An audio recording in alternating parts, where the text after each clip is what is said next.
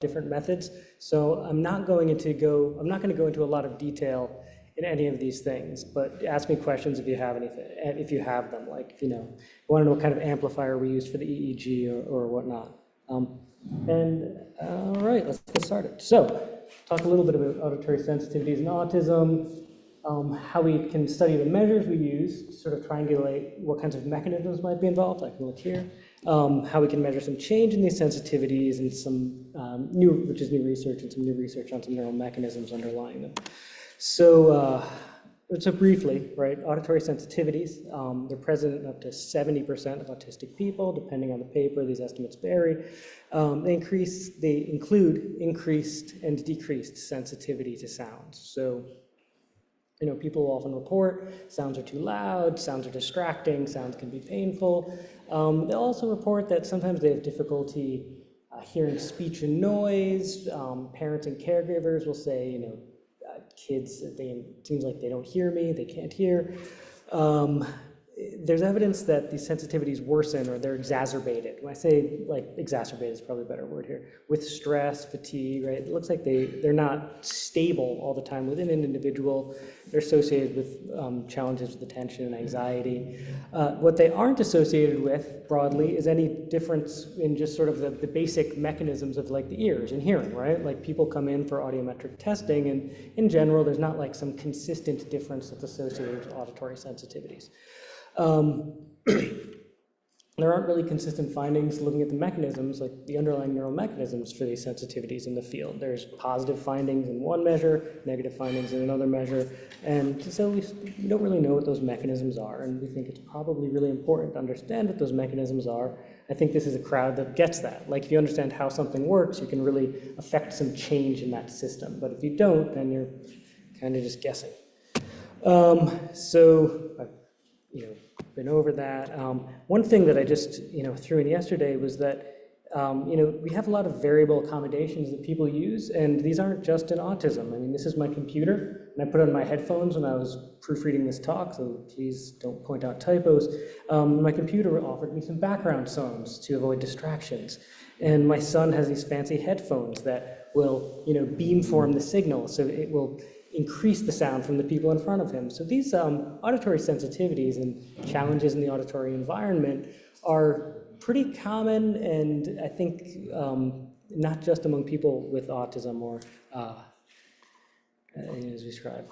Briefly, this is a great article that is just says look, sound is important and it affects everyone. So New York Times. All right, but there's a little background. Hopefully you believe that auditory sensitivities are something important that impacts people in their lives. And as we're getting started studying this, we said, okay, well, how can we get started? What are we going to do? How do we measure these things now? And this is how we measure them. We ask people questions. And these are real questions off of real measures that we use and many, many, many people have used. And questions like, do you find certain noises annoying? All right, do you find it difficult to hear what people are saying? I can't make sense of sounds. I can hear electricity humming in walls. Child avoids certain sounds, textures, or smells. And one thing you might notice is that these are really different kinds of questions, right? Like one is asking about hyper or hyposensitivity to sounds. Another one seems to be focusing on distraction and attention and how you navigate sounds among other sounds. This one, I can hear electricity humming in walls, is a kind of interesting question, because what if electricity is humming in walls and you don't hear it? Well, you don't know the electricity is there that time, so even the question itself is kind of, it's unclear, how much that's going to get at a mechanism of what's happening in brain, or it's reflecting kind of a belief someone has about themselves and their own sensory experience, which is totally valid, but it's difficult to quantify that among people, and you really need to do that in order to triangulate mechanisms that are common among people. And then finally here, we're asking about someone else, self-other report. So, and these kinds of questions raise other questions about what kinds of systems might be associated with, what kind of mechanisms might be associated with sensory sensitivities. So are some people hypersensitive and some people hyposensitive? So are there just general elevations or depressions that are tonic in individuals in the sensitivity in different systems? Are they modality specific? Are some people have difficulties with with auditory sensitivities, but smell, touch is fine. They change with age. Lots of stuff happens in development, and there's a lot of systems that do different things in development, so it would be good to know.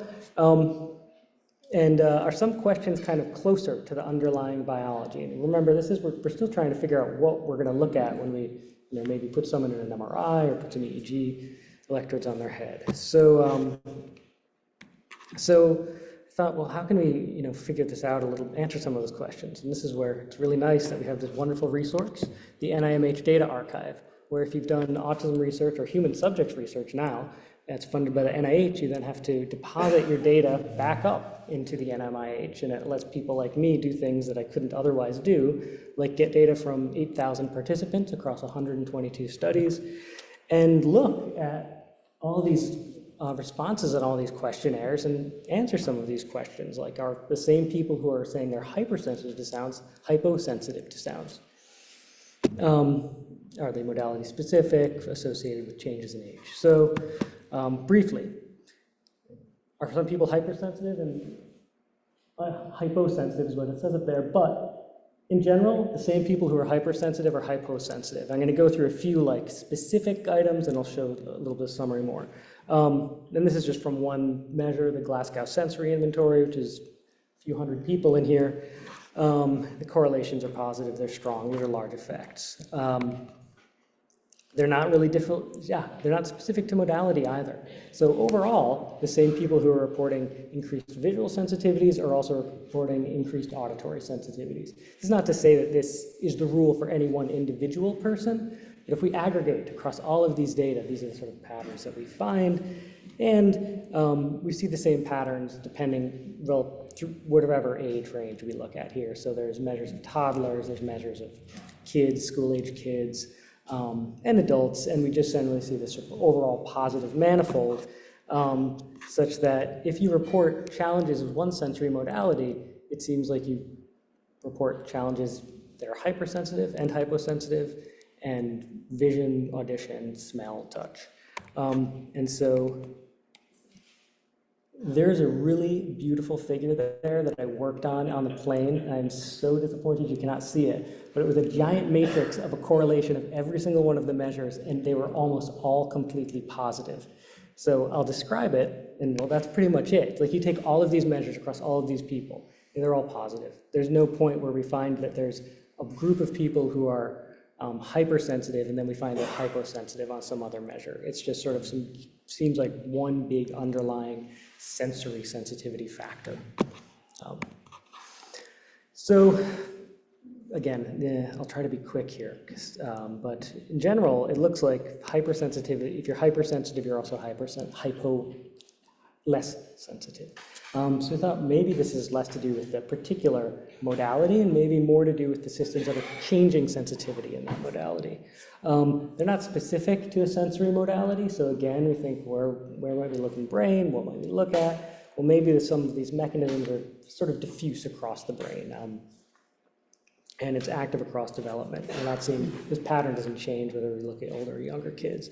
So we thought maybe this just means that you're more sensitive sometimes and you're less sensitive other times. Like these changes within a person are what's important. And it's that you're not maybe hypersensitive or distracted by auditory information all the time, but if you're really, really, really distracted or really bothered by it sometimes, that might be enough to sort of have a profound effect on the rest of your life. So when you think about mechanisms of change, this also makes us realize that if you're hypersensitive sometimes and hyposensitive other times, maybe you're not going to come into the lab and let us put a bunch of weird electrodes on your head. Well, they're not weird electrodes, they're soft and spongy and they're very, they're fine. But on days that you might, be more sensitive, these are days when people say they don't go to school, they don't go to work, they don't want to leave the house, they sit in their house with earplugs in. Now that's exactly the kind of time when we want to measure what's happening in the brain, right? We think okay, we're in a state of extreme hypersensitivity. Let's look what's happening in the brain then. Well, that's exactly the time you probably don't want to come into our lab. And we think it's a very nice lab, and we validate parking and everything, but basically it might actually preclude research participation. So if sensitivity is changing, we kind of have to catch it in the act. And no one's done this with sensory sensitivities before, but this is actually becoming more common in mood disorders research. The people who are depressed aren't depressed 24/7, but you find that these episodes change, they shift, and that the state people are in whenever you're, for whatever sort of maybe functional neural biomarker you're looking for, it impacts the functional biomarker that you're looking for. So how can we catch it in the act? And so this is very, very, very preliminary. So, but we think it's really, really fun and it's exciting. So we have this study, we call it the GAIN study. And then we had to come up with an acronym, so get away from intrusive noises. So we do online psychophysics and in-person EEG that I'll talk about in a minute. What we do is we have people participate online, right? Because if their sensory sensitivities are changing from day to day, well, we want to see if we can catch it. So what do? For 2 weeks, we ask them about their daily measurement of concerns, like I found some sounds annoying today. I left school or work because of sounds annoying today. I had to wear earplugs. We have a question about sleep in there too, because it's really relevant to sort of overall changes in state and arousal. We text them these text messages that give them a link to come to the study, fill out some questions, and do an experiment. It takes about 5 minutes. So we ask them questions about their sensory state, but we also do some smartphone psychophysics, and they're totally, there we go. We have an adaptive measurement of auditory perception. So there are some pictures that are not appearing. And I will now describe this to you, and hopefully if you all close your eyes, you can imagine what happens. It's an auditory study, so you don't really need to see anything. We play 3 sounds, just like 3 white noise bursts, like right? You've all heard that, like static on a radio. But inside one of those sounds is a tone, right? It's a soft tone, it's a sine wave, so maybe sounds something like that. And then we ask, which sound did you hear that tone in? If you answer correctly, 1, 2, or 3, the tone gets quieter relative to the white noise background. If you answer incorrectly, it gets louder. And we do this because we wanted to figure out a way we could have people on their smartphones sort of participate in a psychophysics experiment that's usually in a lab inside of a Faraday cage, inside of a basement somewhere, and do that at home and get these measurements. And so what you end up with when people do this is, is you get actually a measure of their tone and noise threshold. So on the x-axis there is the number of trials, and these are 2 different participants here. And on the y-axis is the volume of the tone. So at the very start, everybody hears the tone, they get better and better and better and better, and then we converge to individual thresholds for each person. And then we use that threshold as a sort of a measure of tone and noise for the day. And so these are very preliminary results. Data are literally coming in this morning. I'm downloading some more. We have adults with autism and without a diagnosis. Now we'll start walking you through the data, what it looks like. But as far as measurements of change go, it turns out that if we add up all of those auditory concerns for the day, right, just because these are yes or no questions, like I left school, I didn't left school. They're not the kinds of questions you ask like, I'm a person who doesn't like noises. We really want to know about that day with as little measurement error as we can get. Turns out that your daily sensitivity, right, is lower on days that you report more auditory concerns. And normally we would think like a lower hearing threshold, like you're more sensitive is better, but what we're finding out is on the days that people are saying they're more sensitive, we're finding out that they have more concerns. So very briefly, that's what we're getting in right now. And then we're also interested in, what are these neural mechanisms that are maybe associated with these changes that we think are happening? So brief overview of the auditory system, really brief. Auditory system is a huge dynamic range, right? If you look at something that's too bright, your pupil constricts, you can look away, you can't close your ears, right? Your brain does all of the work in raising and lowering the volume of your auditory perception. And these changes in sensitivity are great. They mean we can respond differently to the same stimulus or the same way to different stimuli. And they're driven by external and external factors, right? So if we're scared, our hearing is more sensitive, right? We have more arousal, our auditory cortex is more sensitive. If we're asleep, we need something really loud to wake us up. Also, the environment we're in will change it, right? If we're in a loud environment, we're less sensitive. We thought, like, well, can we study like some of the mechanisms responsible for how this system changes, and maybe that system is associated with some of these auditory sensitivities. And so briefly, so there is a brain picture that is not here, but just imagine there's the auditory cortex. This is very strange why these are not appearing. Oh, wow, this is tough. Okay, auditory cortex. You've all heard of it. It's in the brain. When you hear a sound, about 100 milliseconds after you hear a sound, there's a negative deflection in the EEG that we measure over the auditory cortex. We call it the N100 because it's negative and it's about 100 milliseconds after you hear it.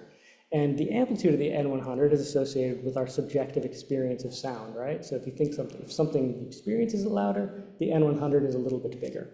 Now, there's also a brainstem mechanism that I think is familiar to many of you guys, the locus ceruleus. It puts out norepinephrine to the whole brain, regulates changes in cortical sensitivity. And the locus ceruleus, we can measure activity of it and firing in a non-invasive way in humans using pupil diameter. And that, at least, hopefully was going to be a nice picture of a pupil dilating and opening and closing. All right, cool, crap. Good thing I had these summary slides. There's our N100. So y-axis we have time, y-axis we have amplitude, x-axis we have time. Around 100 milliseconds, we see this large negative deflection, sensitive to arousal changes. Everything I've said so far, well studied in autism, no consistent differences. Pupil diameter, we got a great picture of a cat that its pupils get really, really, really big. Non-luminance related pupil changes reflect this sort of phasic activity of the locus ceruleus, more firing, bigger pupil, increased cortical sensitivity. Differences in pupil diameter have been identified in multiple studies in autism with slightly different measures. We can have to answer questions about that. There is inconsistent evidence for differences in all of these systems in autism. Missing a picture again. Increased or decreased activation has been identified, but it seems like measures of these systems in isolation seems to be insufficient. So, we thought, well, look, maybe if something about the system of change governed by these arousal-regulated systems in the brainstem are differentially affecting auditory sort of cortical sensitivity, maybe that's what's happening in autism, right? Maybe on average, everything's the same, but in these extreme states, we're seeing larger changes in modulation of sensory sensitivity. So we're simultaneously measuring pupil diameter and EEG. While people listen to sound, we want to know, look, do these fluctuations modulate the response to sound, which we certainly hope they do to show that this works and converges with animal models, and do individual differences in this relationship relate to sensory sensitivities.